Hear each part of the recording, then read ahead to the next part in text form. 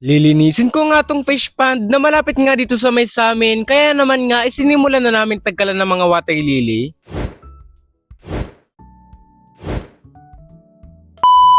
Sa dami ng water lily ng fish pond na to, ay wala na rin mapuntahan yung mga isda kasi mababaw na rin talaga yung tubig nito. Kaya naman nga ay naisipan ko tong linisin ulit kasi sakto ay nagpapagawa si mama ng tangke kaya mas magiging maganda na ang supply ng tubig nito. Hindi naman nga pang benta yung mga laman nga nitong isda kasi kumbaga ay parang libangan lang din talaga. Magpipitong taon na nga rin tong fish pond na to kaya nga lang ay napapabayaan sobrang dami ba namang ginagawa. Isa pa nga sa problema dito ay yung kakulangan nga sa maayos sa supply ng tubig. Ako nga rin lang sana maglilinis nga at magtatagkal nito mga water lily kaya nga lang ay tumulong tong mga pamangkin ko. Ang gagawin ko nga pala dito ay pagkatagkal namin ito mga water lily ay tatagkalin ko tong mga putik at ilalagay ko dito sa may pilapil niya. Gustong gusto ko na nga rin talaga malinis to kasi excited na rin talaga ako magpakain nito mga isda tuwing umaga. Sobrang kapal nga at sobrang dami ng mga water lily nito ay natagalan din talaga kami magtagkal nito. Sa pagtutulong-tulong nga namin ay sa wakas ay natagkal na rin namin una ubos ito nga mga water lily. Sa sobrang dami nga nito mga water lily na natagkal nga namin ay tingnan nyo naman ay halos mapuno na rin ito pinakambaba ng fish pond. Sa part 2 ko na nga lang ipapakita sa inyo yung paglilinis nga at pagtatagkal nga nitong mga putik. Kasi naman nga dito ay umaambo na at mamaya maya ay lumakas na rin yung ulan.